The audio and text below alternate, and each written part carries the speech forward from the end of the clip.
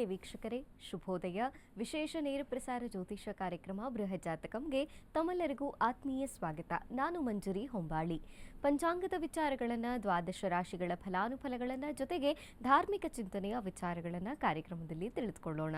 ಈ ಎಲ್ಲ ಮಾಹಿತಿಯನ್ನು ತಿಳಿಸಿಕೊಡ್ಲಿಕ್ಕೆ ಖ್ಯಾತ ಜ್ಯೋತಿಷಿಗಳು, ಧಾರ್ಮಿಕ ಆಧ್ಯಾತ್ಮಿಕ ಚಿಂತಕರು, ವೇದ ಪಾರಂಗತರು ಶ್ರೀ ಆಚಾರ್ಯ ಗುರೂಜಿಯವರಿದ್ದಾರೆ. ಅವ್ರನ್ನ ಕಾರ್ಯಕ್ರಮಕ್ಕೆ ಸ್ವಾಗತಿಸೋಣ. ಗುರುಗಳೇ ನಮಸ್ತೆ, ಕಾರ್ಯಕ್ರಮಕ್ಕೆ ಸ್ವಾಗತ. ನಮಸ್ತೆ. ಅಸ್ಮದ್ ಗುರುಭ್ಯೋ ನಮಃ. ಅಖಂಡ ಮಂಡಲಾಕಾರಂ ವ್ಯಾಪ್ತಂ ಯೇನ ಚರಾಚರಂ ತತ್ಪದಂ ದರ್ಶಿತಂ ಯೇನ ತಸ್ಮೈ ಶ್ರೀ ಗುರವೇ ನಮಃ. ಆಪದಾಮಪಹರ್ತಾರಂ ಧಾತಾರಂ ಸರ್ವಸಂಪದಾಂ ಲೋಕಾಭಿರಾಮಂ ಶ್ರೀರಾಮಂ ಭೂಯೋರ್ಭೂಯೋ ನಮಾಮ್ಯಹಂ.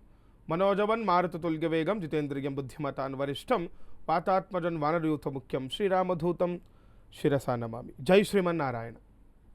ವೀಕ್ಷಕರೇ, ಮೊದಲನೇದಾಗಿ ಪಂಚಾಂಗದ ವಿಚಾರ ಹೇಗಿದೆ, ಇವತ್ತಿನ ಪಂಚಾಂಗ ಗುರುಗಳಿಂದ ತಿಳಿದುಕೊಳ್ಳೋಣ. ಗುರುಗಳೇ, ತಿಥಿರ್ವಿಷ್ಣುಸ್ತಥಾವಾರೋ ನಕ್ಷತ್ರಂ ವಿಷ್ಣುರೇವ ಚ ಯೋಗಶ್ಚ ಕರ್ಣಂ ಚೈವ ಸರ್ವಂ ವಿಷ್ಣುಮಯಂ ಜಗತ್ತು. ತಿಥಿ, ವಾರ, ನಕ್ಷತ್ರ, ಯೋಗ ಮತ್ತು ಕರ್ಣಗಳನ್ನೇ ನಾವು ಪಂಚಾಂಗಗಳು ಅಂತ ಹೇಳುವಂಥದ್ದು. ಯಾರೆಲ್ಲ ಪ್ರಾತಃ ಕಾಲಗಳಲ್ಲಿ ಈ ಪಂಚಾಂಗಗಳನ್ನು ಶ್ರವಣವನ್ನು ಮಾಡ್ತಾರೆ, ಹಾಗೆ ಪಠಣವನ್ನು ಮಾಡೋದ್ರಿಂದ ಕೂಡ ಅನೇಕ ಫಲ ಸಿಗುವಂಥದ್ದಾಗುತ್ತೆ. ಆ ದಿನ ಕೂಡ ಅಭಿವೃದ್ಧಿ ಶುಭಪ್ರದ ಅಂತ ಹೇಳ್ಬೋದು. ಹಾಗಾಗಿ ಈ ದಿನದ ಪಂಚಾಂಗವನ್ನು ನೋಡೋಣ. ಈ ದಿನ ವಿಶ್ವಾವಸುನಾಮ ಸಂವತ್ಸರ, ದಕ್ಷಿಣಾಗಿನ ವರ್ಷ ಋತು ಭಾದ್ರಪದ ಮಾಸ. ಭಾದ್ರಪದ ಮಾಸದ ಕೃಷ್ಣ ಪಕ್ಷದಲ್ಲಿರುವಂಥದ್ದು. ಕೃಷ್ಣ ಪಕ್ಷ, ಕೃಷ್ಣ ದ್ವಾದಶಿ ಇವತ್ತು ಬಂದಿರುವಂಥದ್ದು. ದ್ವಾದಶಿ ಗುರುವಾರ, ಪುಷ್ಯ ನಕ್ಷತ್ರ, ಶಿವಯೋಗ, ಕೌಲವ ಕರ್ಣವನ್ನು ಈ ದಿನ ಪಂಚಾಂಗಗಳಲ್ಲಿ ನಾವು ತಿಳ್ಕೊಳ್ಬೋದು. ಇನ್ನು ಇದರೊಟ್ಟಿಗೆ ಈ ದಿನದ ರಾಹುಕಾಲ ಹಾಗೆ ಯಮಗಂಡ ಕಾಲಗಳು ಅವಶ್ಯಕವಾಗಿ ನಾವು ತಿಳ್ಕೊಳ್ಬೇಕು.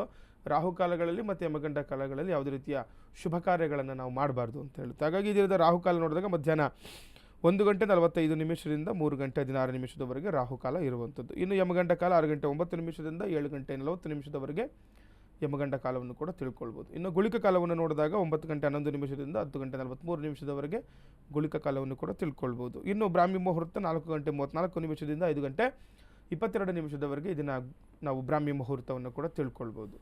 ಇನ್ನು ಸೂರ್ಯೋದಯ ಮತ್ತು ಸೂರ್ಯಾಸ್ತಮ. ಈ ದಿನ ಸೂರ್ಯೋದಯ ಬೆಳಗ್ಗೆ 6:09 ಸೂರ್ಯೋದಯವಾದರೆ ಸಂಜೆ ಸೂರ್ಯಾಸ್ತಮ 6:18 ಈ ದಿನ ಸೂರ್ಯ ಅಸ್ತಮವಾಗುವುದನ್ನು ಕೂಡ ನಾವು ಗಮನಿಸಬಹುದಾಗಿದೆ. ಪಂಚಾಂಗದ ವಿಚಾರ ಹೇಗಿದೆ ಗುರುಗಳಿಂದ ತಿಳಿದುಕೊಂಡಿದ್ದೇವೆ. ಇನ್ನು ದ್ವಾದಶ ರಾಶಿಗಳ ಫಲಾನುಫಲ 12 ರಾಶಿಯವರಿಗೆ ಯಾವ ರಾಶಿಗೆ ಶುಭ ಫಲ, ಯಾವ ರಾಶಿಗೆ ಅಶುಭ ಫಲ ಗುರುಗಳಿಂದ ತಿಳಿದುಕೊಳ್ಳೋಣ.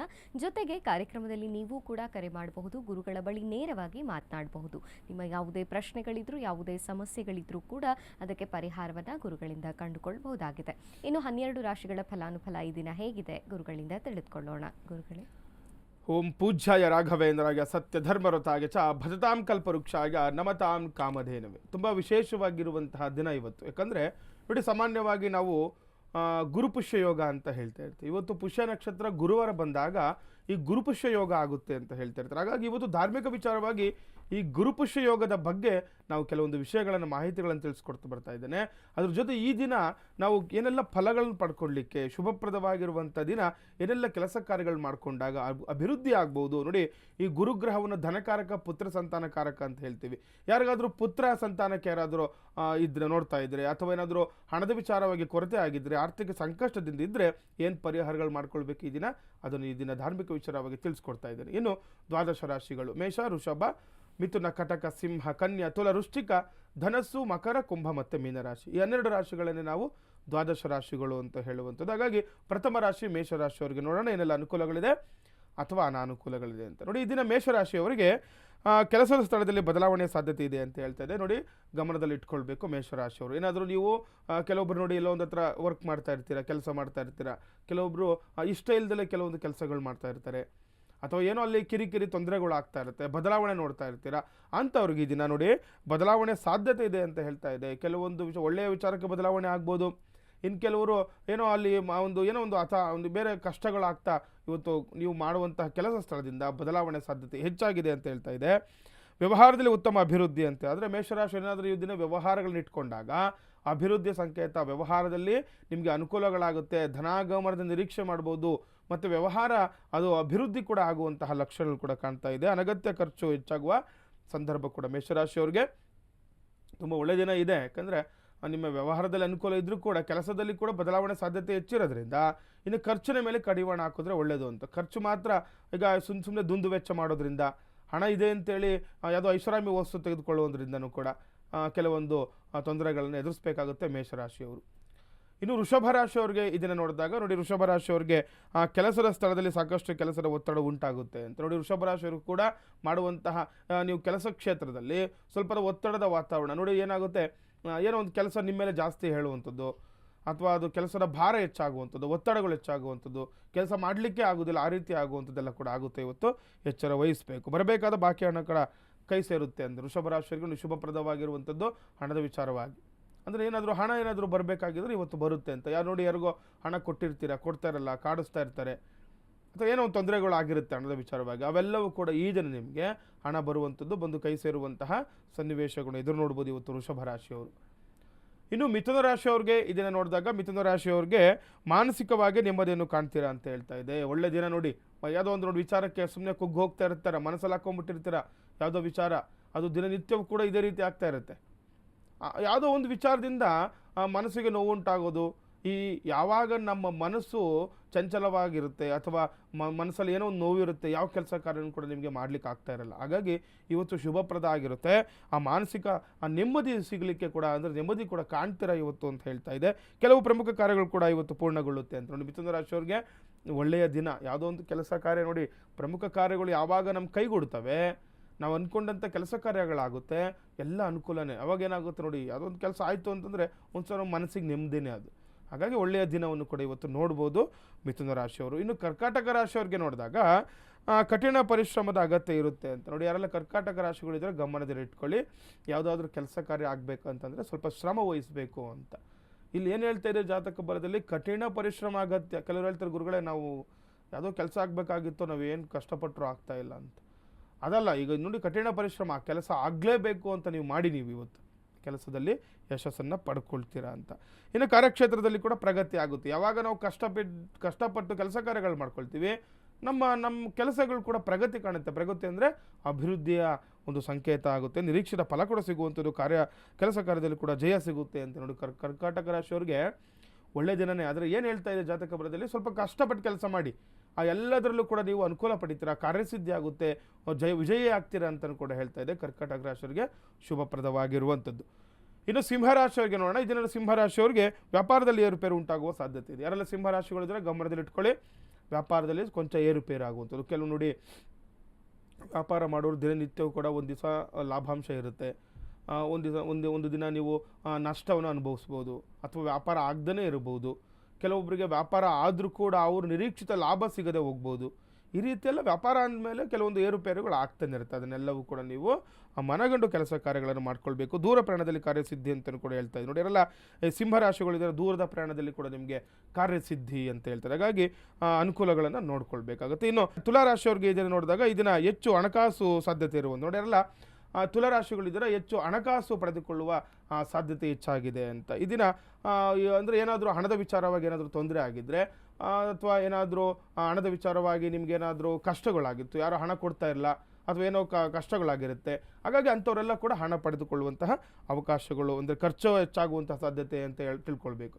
ಹಣ ಬಂದರೂ ಕೂಡ ಅದೇ ರೀತಿ ಖರ್ಚುಗಳು ಹೆಚ್ಚಾಗುತ್ತೆ ಅಂತ. ಹಾಗಾಗಿ ಹೆಚ್ಚಿನ ಜಾಗ್ರತೆ ತುಲಾರಾಶಿಯವರು ವಹಿಸ್ಕೊಳ್ಬೇಕು. ಇದು ದಿನಪೂರ್ತಿ ಸಮಯ ವ್ಯರ್ಥ ಮಾಡ್ತೀರಾ ಅಂತ ನೋಡಿ. ಯಾರೆಲ್ಲ ತುಲಾರಾಶಿಗಳು ಇರ್ದಿರಾ, ಈ ದಿನ ಸ್ವಲ್ಪ ಸಮಯವನ್ನು ಕೂಡ ವ್ಯರ್ಥ ಮಾಡ್ತೀರಾ ಅಂತ. ಯಾವುದೋ ಒಂದು ಸುಮ್ಮನೆ ಎಲ್ಲೋ ಮಾತಾಡ್ಕೊಂಡು ಹೋಗುವಂಥದ್ದು, ಅಥವಾ ಯಾವುದೋ ಕೆಲಸ ಕಾರ್ಯ ಇರುತ್ತೆ ಅದನ್ನು ಮಾಡ್ದೇ ಇರುವಂಥದ್ದು, ಇದೆಲ್ಲವೂ ಕೂಡ ಆಗುವಂಥದ್ದಾಗುತ್ತೆ. ಇನ್ನು ಹಿತೈಷಿಗಳಿಂದ ಬೆಂಬಲ ಸಿಗುವಂಥದ್ದು. ಯಾರೆಲ್ಲ ತುಲಾರಾಶಿಗಳಿದ್ದೀರಾ ನೋಡಿ, ಒಳ್ಳೆ ದಿನ. ಯಾಕಂದರೆ ಯಾವುದೋ ಒಂದು ಕೆಲಸ ಕಾರ್ಯ ಆಗಬೇಕು ಅಂತಂದರೆ ನಮ್ಮ ಹಿತೈಷಿಗಳಿಂದನೂ ಕೂಡ ನಿಮಗೆ ಬೆಂಬಲ ಸಿಗಬೇಕು. ಅಂದರೆ ಯಾವಾಗ ನಮ್ಮ ಮನೆಯಲ್ಲಾಗಲಿ ಅಥವಾ ನಮ್ಮ ಕೆಲಸ ಮಾಡುವ ಕ್ಷೇತ್ರದಲ್ಲಾಗಲಿ ನಮ್ಮನ್ನು ಯಾರು ಬೆಂಬಲಿಸ್ತಾರೆ, ಆವಾಗ ನೀವು ಮಾಡುವಂತಹ ಕೆಲಸ ಕಾರ್ಯಗಳು ಅಭಿವೃದ್ಧಿ ಕೂಡ ಆಗುವಂಥದ್ದಾಗುತ್ತೆ.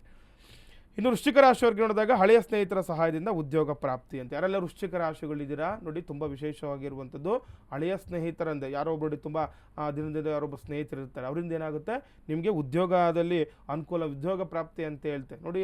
ಯಾರೋ ಒಬ್ಬರು ಈಗ ನಿರುದ್ಯೋಗಸ್ಥರು ಇರ್ತೀರಾ, ಈ ಕೆಲಸ ಕಾರ್ಯಗಳಿರಲ್ಲ, ಅಥವಾ ನೀವು ಅಂದ್ಕೊಂಡಂಥ ಕೆಲಸ ನಿಮಗೆ ಸಿಗ್ತಾ ಇರಲ್ಲ, ಸುಮ್ಮನೆ ಮನೇಲಿ ಇರ್ತೀರಾ, ಅಂಥವ್ರಿಗೆ ನಿಮ್ಮ ಸ್ನೇಹಿತರಿಂದ ಇವತ್ತು ಅನುಕೂಲದ ಸಾಧ್ಯತೆ ನೋಡಿ. ಅವರಿಂದ ಮಾತುಗಳಿಂದನೋ ಅಥವಾ ನಿಮ್ಮ ಸ್ನೇಹಿತರು ಯಾರೋ ನಿಮಗೆ ಉದ್ಯೋಗ ಅವಕಾಶಗಳನ್ನ ಕೊಡ್ಬೋದು, ಅವರೆಲ್ಲ ಕೂಡ ಇರುವಂಥದ್ದಾಗುತ್ತೆ ಇವತ್ತು ವೃಶ್ಚಿಕ ರಾಶಿಯವರಿಗೆ. ಇನ್ನು ಆದಾಯದಲ್ಲಿ ಅಡೆತಡೆಗಳು ಕೂಡ ಉಂಟಾಗುವಂಥದ್ದು ಇರುತ್ತೆ.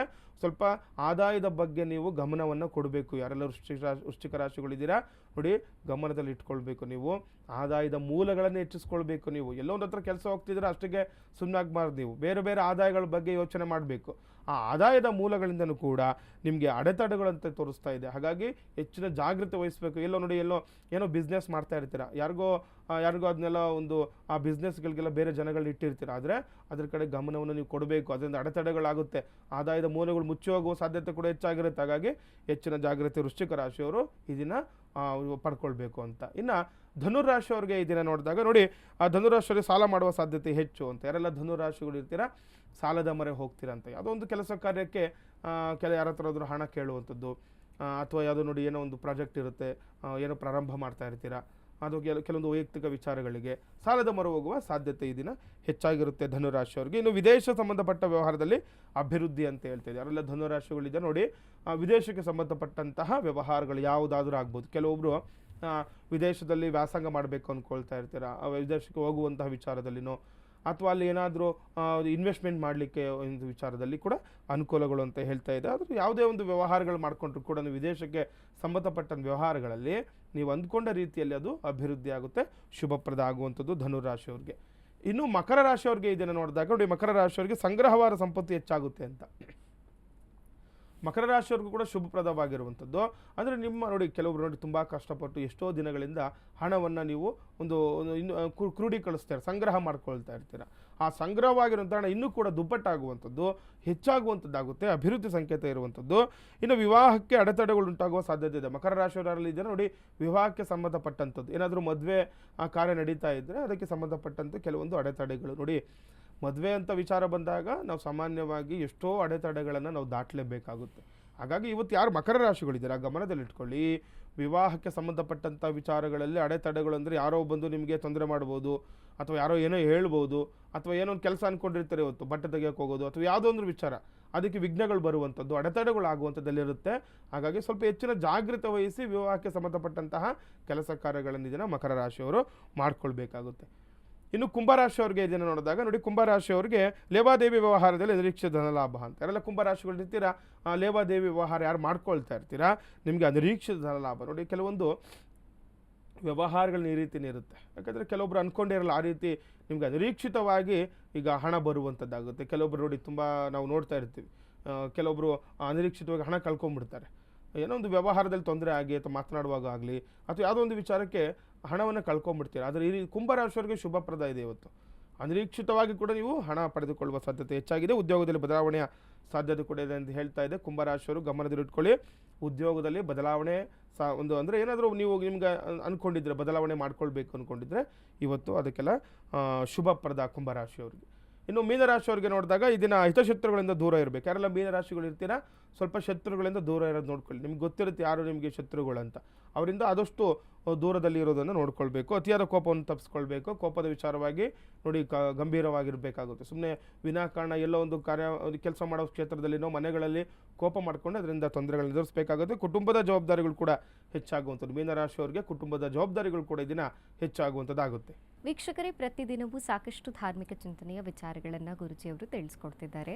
ಇವತ್ತು ನವಗ್ರಹಗಳ ಸರಣಿಯಲ್ಲಿ ಮುಂದಿನ ಯಾವ ಗ್ರಹದ ಬಗ್ಗೆ ತಿಳಿಸ್ಕೊಡ್ತಾರೆ, ಅದರ ಪರಿಣಾಮಗಳೇನು, ಜೊತೆಗೆ ಪ್ರಭಾವಗಳೇನು, ಯಾವೆಲ್ಲ ಉಪಾಯಗಳನ್ನು ಹಾಗೂ ಪರಿಹಾರಗಳನ್ನು ನಾವು ಮಾಡಿಕೊಳ್ಬೇಕು, ಇದನ್ನು ಗುರುಜಿಯವರಿಂದ ಕೇಳಿ ತಿಳಿದುಕೊಳ್ಳೋಣ. ಗುರುಗಳೇ, ನಮ್ಮ ಸೂರ್ಯಾಯ ಚಂದ್ರಾಯ ಮಂಗಳಾಯ ಬುಧಾಯ ಚ ಗುರು ಶುಕ್ರ ಶನಿಭ್ಯಶ್ಚ ರಾಹವೇ ಕೇತುವೆ ನಮಃ. ತುಂಬ ವಿಶೇಷವಾಗಿರುವಂಥ ಮಾಹಿತಿ ಇವತ್ತು ನಾನು ನಿಮ್ಗೆ ತಿಳಿಸ್ಕೊಡ್ತಾ ಇದ್ದೀನಿ. ನೋಡಿ, ನಾವು ಹಿಂದಿನ ಸಂಚಿಕೆಯಿಂದನೂ ಕೂಡ ನವಗ್ರಹಗಳ ವಿಚಾರವನ್ನು ಮಾತಾಡ್ತಿದ್ವಿ. ಈಗ ಸೂರ್ಯಗ್ರಹದ ಪ್ರಭಾವ ಯಾವ ರೀತಿ ಇರುತ್ತೆ, ಸೂರ್ಯಗ್ರಹ ಏನಾದರೂ ಜಾತಕ ರೀತಿ ನೀಚನಾಗಿದ್ದರೆ ಏನು ಮಾಡ್ಕೊಳ್ಬೇಕು, ಅಥವಾ ಚಂದ್ರಗ್ರಹನ ಒಂದು ನೀಚ ಸ್ಥಾನದಲ್ಲಿದ್ದಾಗ ಅಥವಾ ಚಂದ್ರಗ್ರಹ ಬಲ ಇಲ್ಲ ಅಂತಂದರೆ ಏನು ತೊಂದರೆಗಳಾಗುತ್ತೆ, ಅದಕ್ಕೆ ಏನು ಪರಿಹಾರ ತಿಳಿಸ್ಕೊಟ್ವಿ.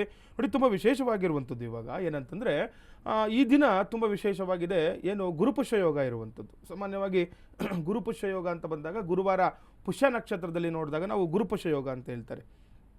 ಈ ದಿನ ಗುರುವಾರ ಆಗಿರೋದ್ರಿಂದ ಈ ಗುರು ಪುಷ್ಯ ಯೋಗವನ್ನು ನಾವು ಸದುಪಯೋಗ ಪಡಿಸ್ಕೊಳ್ಬೇಕು. ಈಗ ಸಾಮಾನ್ಯವಾಗಿ ಕೆಲವರಿಗೆ ನಾವು ಹೇಳ್ತಿರ್ತೀವಿ, ನಿಮಗೆ ಶುಕ್ರದಶೆ ಇದೆ ಅಥವಾ ಗುರುಬಲ ಇದೆ ಅಂತ ಹೇಳಿದಾಗಲೂ ಕೂಡ ಗುರುಗಳ ಗುರುಬಲ ಇದ್ರೂ ಶುಕ್ರದಶೆ ಇದ್ರೂ ನಮಗೆ ತೊಂದರೆಗಳಾಗ್ತಾ ಇದೆ, ನಮಗೇನು ಅಭಿವೃದ್ಧಿ ಆಗ್ತಾ ಇಲ್ಲ, ಅಥವಾ ಯಾವುದೋ ಒಂದು ಗಜಕೇಸರಿ ಯೋಗಗಳಿದೆ. ಕೆಲವರು ಹೇಳ್ತಾರೆ, ನಿನಗೆ ಗಜಕೇಸರಿ ಯೋಗ ಇದೆ ನಿನಗೆ. ಆ ರೀತಿ ಕೆಲವೊಂದು ಯೋಗಗಳಿರುತ್ತೆ.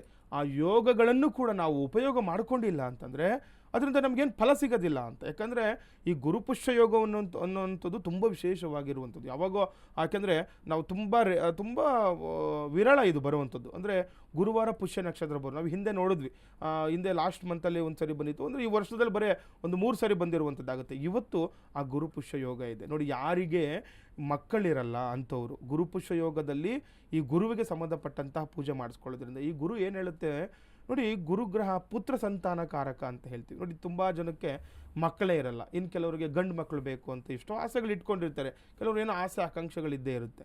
ಅಂಥವ್ರು ಯಾರೆಲ್ಲ ಇರ್ತೀರಾ, ಈ ಗುರುವಾರ ಕೆಲವೊಂದು ಪರಿಹಾರಗಳನ್ನು ನಾನು ಹೇಳ್ಕೊಡ್ತೀನಿ ಇವತ್ತು, ಅದನ್ನು ಮಾಡ್ಕೊಳ್ಳಿ, ನಿಮ್ಗೆ ಅನುಕೂಲ ಆಗುತ್ತೆ. ಇನ್ನು ಧನಕಾರಕ ಅಂತ ಹೇಳ್ತೀನಿ ನೋಡಿ. ತುಂಬ ಸಾಲ ಮಾಡ್ಕೊಂಬಿಟ್ಟಿರ್ತೀರಾ, ಅಥವಾ ಯಾವುದೋ ಒಂದು ಇನ್ವೆಸ್ಟ್ಮೆಂಟ್ ಮಾಡೋಕ್ಕೋಸ್ಕರ ಹಣ ಎಲ್ಲೋ ಸಾಲ ತೊಗೊಂಬಂದ್ಬಿಟ್ಟಿರ್ತೀರ, ಅದರಿಂದ ತೊಂದರೆ ಆಗುತ್ತೆ. ಇನ್ನು ಕೆಲವರು ಗುರುಗಳೇ ನಾವು ಎಷ್ಟೇ ದುಡಿದ್ರೂ ಕೂಡ ಮನೇಲಿ ಇರೋರೆಲ್ಲ ನಾವು ದುಡಿತಾ ಇದ್ದೀವಿ, ಆದರೂ ಕೂಡ ನಮಗೆ ಏನು ಹಣ ಉಳಿತಾ ಇಲ್ಲ ಮನೆಯಲ್ಲಿ, ಮತ್ತು ಸಾಲದ ಅಭಾವ ಹೆಚ್ಚಾಗ್ತಾ ಇದೆ, ತುಂಬ ಸಾಲ ಆಗ್ತಾ ಇದೆ, ಹಣನೇ ನಮ್ಮ ಹತ್ರ ಉಳಿತಾ ಇಲ್ಲ. ಈ ರೀತಿ ಎಷ್ಟೋ ದುಡಿದ್ರೂ ಕೂಡ ನಮ್ಮ ಮನೇಲಿ ಹಣ ಇರ್ತಾ ಇಲ್ಲ. ಈ ರೀತಿ ಏನಾದರೂ ಹಣದ ವಿಚಾರವಾಗಿ ಆರ್ಥಿಕ ಸಂಕಷ್ಟದಿಂದ ನೀವು ಬಳಲ್ತಾ ಇದ್ದರೆ, ಇಲ್ಲ ಗುರುಗಳೇ ನಾವಿತ್ತ ಏನೋ ಮನೆ ಕಟ್ಟಬೇಕು, ಏನೋ ಪ್ರಾರಂಭ ಮಾಡ್ತಾ ಇದ್ದೀವಿ, ನಮಗೆ ಹಣ ಬೇಕು. ಈಗ ನೋಡಿ, ಈಗ ಮನುಷ್ಯನಿಗೆ ಜೀವನದಲ್ಲಿ ಹಣ ಬೇಕೇ ಬೇಕು, ಯಾರಿಗೆ ಬೇಡ ಹೇಳಿ ಈಗ ಹಣ ಅನ್ನುವಂಥದ್ದು.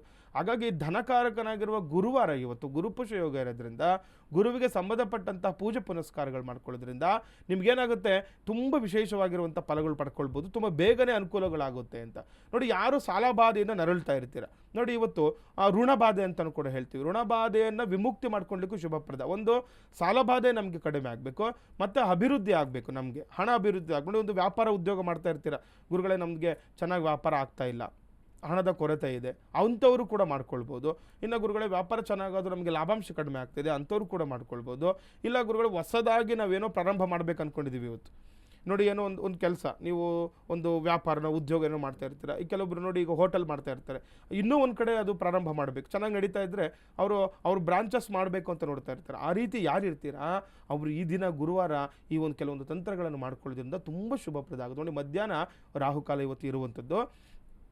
ಈ ರಾಹುಕಾಲದ ಸಮಯದಲ್ಲಿ ನೀವು ಗುರುವಾರ ಆಗಿರೋದ್ರಿಂದ ಗುರುವಿಗೆ ನಾವೇನು ನೋಡ್ತೀವಿ, ನಾವು ವಿಶೇಷವಾಗಿರುವಂಥದ್ದು ಗುರುಗೆ ಕಡಲೆಕಾಳನ್ನು ನೋಡ್ತೀವಿ. ಈ ಕಡಲೆಕಾಳನ್ನು ನೀವು ಈ ಧಾನ್ಯವನ್ನು ನೀವು ದಾನ ಮಾಡೋದ್ರಿಂದ, ಮತ್ತು ಈ ಏನು ವಸ್ತ್ರವನ್ನು ಹೇಳ್ತೀವಿ ನಾವು ಬಂಗಾರದ ಅಂದರೆ ಹಳದಿ ಬಣ್ಣದ ವಸ್ತ್ರಗಳನ್ನು ನಾವು ದಾನ ಮಾಡೋದ್ರಿಂದನೂ ಕೂಡ ಅನೇಕ ಫಲ ಸಿಗುತ್ತೆ ಅಂತ ಹೇಳುತ್ತೆ. ಇದ್ರ ಜೊತೆ ನೋಡಿ, ಗುರುವಾರ ಆಗಿರೋದ್ರಿಂದ ಗುರುಮಂತ್ರ ಜಪಗಳನ್ನು ಮಾಡೋದ್ರಿಂದ ಇವತ್ತು ತುಂಬ ಶುಭಪ್ರದ ಆಗುತ್ತೆ ನೋಡಿ. ಪೂಜ್ಯಾಯ ರಾಘವೇಂದ್ರ ನಾವು ಹೇಳ್ತೀವಿ, ರಾಘವೇಂದ್ರ ಸ್ವಾಮಿಗಳು ನೆನೆಸ್ಕೊಳ್ಳಿ, ಅಥವಾ ಶಿರ್ಡಿ ಸಾಯಿಬಾಬಾನ ನೆನೆಸ್ಕೊಳ್ಳಿ, ಇವತ್ತು ಪೂಜೆ ಮಾಡಿ, ಇವತ್ತು ಆ ದೇವಸ್ಥಾನಗಳಿಗೆ ಹೋಗಿ ಅರ್ಚನೆಗಳನ್ನು ಮಾಡ್ಕೊಳ್ಳೋದ್ರಿಂದ ತುಂಬ ವಿಶೇಷವಾಗಿರುವಂತಹ ಫಲಗಳನ್ನು ಪಡ್ಕೊಳ್ಬೋದು ಅಂತ ಹೇಳುತ್ತೆ. ಯಾಕಂದರೆ ಗುರುಪುಷ್ಯ ಯೋಗವನ್ನು ನಾವೆಲ್ಲವೂ ಕೂಡ ಅದರಿಂದ ನಾವು ಫಲಗಳನ್ನು ಪಡ್ಕೊಳ್ಬೇಕು. ಯಾವತ್ತೂ ಕೂಡ ಈ ಥರ ಸಿಗೋದಿಲ್ಲ ನಮಗೆ. ಹಾಗಾಗಿ ಯಾರಿಗೆ ಆರ್ಥಿಕ ಸಂಕಷ್ಟದ ನರಳ್ತಾ ಇರ್ತೀರಾ, ಈ ಗುರುವಾರ ಆಗಿರೋದ್ರಿಂದ ಇವತ್ತು ನೋಡಿ, ಗುರುವ ನೀವು ಕೆಲವೊಂದು ತಂತ್ರಗಳನ್ನು ನಾವು ಈ ರಾಹುಕಾಲದಲ್ಲಿ ತುಂಬ ಶುಭಪ್ರದ ಆಗಿರುತ್ತೆ. ಹಾಗಾಗಿ ಈ ಮಧ್ಯಾಹ್ನ ಇದನ್ನು ಮಾಡ್ಕೊಳ್ಳಿ, ಮನೆಯಲ್ಲಿ ಕಡಲೆಕಾಳಿಟ್ಟು ಪೂಜೆ ಮಾಡಿ, ಮತ್ತು ಅರಿಶಿನ ಬಂಗಾರದ ಕಲರು ಬಣ್ಣದ ಒಂದು ವಸ್ತ್ರಗಳನ್ನು ದಾನ ಮಾಡೋದ್ರಿಂದ ಕೂಡ ಅದನ್ನು ಮನೇಲಿಟ್ಟು ಪೂಜೆ ಮಾಡಿ ಒಂದು ಸಂಕಲ್ಪ ಮಾಡಿ. ನಿಮ್ಗೇನು ತೊಂದರೆ, ಕೆಲವೊಬ್ಬರು ಸಾಲ ಬಾಧೆ ಇದೆ, ಸಾಲ ವಿಮುಕ್ತಿ ಆಗಲಿ ಅಂತ, ಅಥವಾ ಹಣದ ವಿಚಾರವಾಗಿ ತೊಂದರೆ ಆಗಿತ್ತು, ಯಾರಿಗೂ ಹಣ ಕೊಟ್ಟಿರ್ತಿಲ್ಲ ನೋಡಿ, ಎಷ್ಟೋ ಕೆಲವರು ಲಕ್ಷಗಟ್ಟಲೆ ಕೊಟ್ಬಿಟ್ಟಿರ್ತಾರೆ, ಅವ್ರು ಕೊಡ್ತಾ ಇರಲ್ಲ, ಅದಕ್ಕೂ ಕೂಡ ಇವತ್ತು ತುಂಬ ಶುಭಪ್ರದ ಆಗಿರುತ್ತೆ. ಅವ್ರ ಹೆಸರು ಹೇಳಿ, ನಿಮ್ಮ ಹೆಸರು ಕೂಡ ಹೇಳ್ಕೊಂಡು ಒಂದು ಸಂಕಲ್ಪ ಮಾಡಿ ಅದನ್ನು ಯಾವ್ದಾದ್ರು ದೇವಸ್ಥಾನಕ್ಕೆ ಎಲ್ಲಾದರೂ ದಾನ ಮಾಡಿ ಇವತ್ತು ಸಾಯಂಕಾಲ. ಇವತ್ತು ಮಧ್ಯಾಹ್ನ ಪೂಜೆ ಮಾಡಿ ಸಾಯಂಕಾಲ ದಾನ ಮಾಡೋದ್ರಿಂದ ನಿಮಗೆ ಫಲಗಳು ಸಿಗುವಂಥದ್ದಾಗುತ್ತೆ. ಇನ್ನು ನವಗ್ರಹಗಳ ವಿಚಾರ, ದಿನನಿತ್ಯವೂ ಕೂಡ ಒಂದೊಂದು ಗ್ರಹದ ಬಗ್ಗೆ ಹೇಳ್ತಾ ಇದ್ವಿ.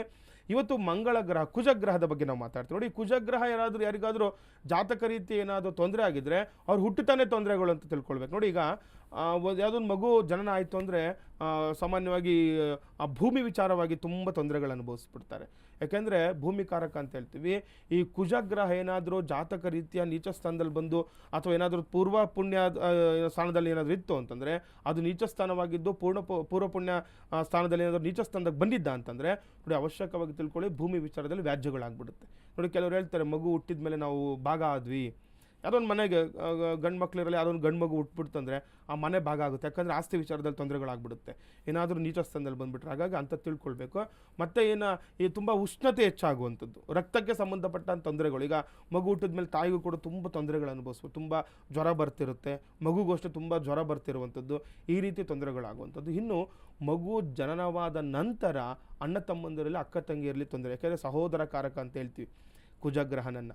ಈ ಕುಜಗ್ರಹ ಏನಾದರೂ ಅಕ್ಕ ತಂಗಿಯರಲ್ಲಿ ಅಣ್ಣ ತಮ್ಮಂದರಲ್ಲಿ ಏನಾದರೂ ದೋಷ ಆಗಿದ್ದು ಒಬ್ರಿಗೊಬ್ರು ಅನ್ಯೋನ್ಯತೆ ಇಲ್ಲ, ತುಂಬ ಮನೆಯಲ್ಲಿ ಜಗಳಗಳು ಆಗ್ತಾ ಇದೆ, ಆ ಥರ ಇದ್ದಾಗ ಏನು ಮಾಡ್ಕೊಳ್ಬೇಕು, ಕುಜನಿಗೆ ಸಂಬಂಧಪಟ್ಟಂತಹ ಪೂಜೆಗಳು. ನೋಡಿ, ಕುಜ ಶಾಂತಿ ಅಂತ ಸಾಮಾನ್ಯವಾಗಿ ಹೇಳ್ತಾ ಇರ್ತೀವಿ. ಹಾಗಾಗಿ ಕುಜ ಶಾಂತಿಯನ್ನು ಅವಶ್ಯಕವಾಗಿ ಮಾಡ್ಕೊಳ್ಬೇಕು. ಯಾರಿಗೆ ಜಾತಕದಲ್ಲಿ ಕುಜಗ್ರಹ ಕೆಟ್ಟಿರ್ತಾನೆ, ನೀವು ಅವಶ್ಯಕವಾಗಿ ತಿಳ್ಕೊಳ್ಳಿ, ಕುಜನಿಗೆ ಸಂಬಂಧಪಟ್ಟಂತಹ ಪೂಜೆ ಪುನಸ್ಕಾರಗಳನ್ನು ಮಾಡ್ಕೊಳ್ಳಿ. ತೊಗರಿ ಕಾಳನ್ನು ನೋಡ್ತೀವಿ ನಾವು, ತೊಗರಿ ಕಾಳು ದಾನ ಮಾಡೋದ್ರಿಂದ, ಅಥವಾ ಕೆಂಪು ವಸ್ತ್ರವನ್ನು ದಾನ ಮಾಡೋದು. ಯಾಕೆಂದರೆ ನವಗ್ರಹಗಳಿಗೆ ಎಲ್ಲ ಗ್ರಹಗಳು ಕೂಡ ಒಂದೊಂದು ವಸ್ತ್ರಗಳನ್ನು ನೋಡ್ತೀವಿ, ಒಂದೊಂದು ಬಣ್ಣದ ವಸ್ತ್ರಗಳಾಗಲಿ ಅಥವಾ ಒಂದೊಂದು ಧಾನ್ಯಗಳನ್ನು ನಾವು ನೋಡ್ತಾ ಇರ್ತೀವಿ. ಹಾಗಾಗಿ ಈ ಕುಜಗ್ರಹ ಜಾತಕರತೆ ಏನಾದರೂ ನೀಚ ಸ್ಥಾನದಲ್ಲಿದ್ದು ಅಥವಾ ಯಾವ್ದಾದ್ರು ಶತ್ರು ಮನೆಯಲ್ಲಿ ಬಲಹೀನನಾಗಿದ್ದರೆ ನೀವು ಈ ರೀತಿ ಕೆಲವೊಂದು ಮಂತ್ರಗಳು ಕೂಡ ಹೇಳ್ಕೊಳ್ಬೇಕು. ಓಂ ಮಂಗಳಾಯ ನಮಃ, ಓಂ ಮಂಗಳಾಯ ನಮಃ ಮಂತ್ರದಿಂದನೂ ಕೂಡ ನೀವು ಪ್ರತಿನಿತ್ಯವೂ ಕೂಡ 108 ಬಾರಿ ಇದನ್ನು ಮಂತ್ರ ಜಪ ಮಾಡೋದ್ರಿಂದನೂ ಕೂಡ ನಿಮಗೆ ಅನುಕೂಲಗಳಾಗುವಂಥದ್ದಾಗುತ್ತೆ.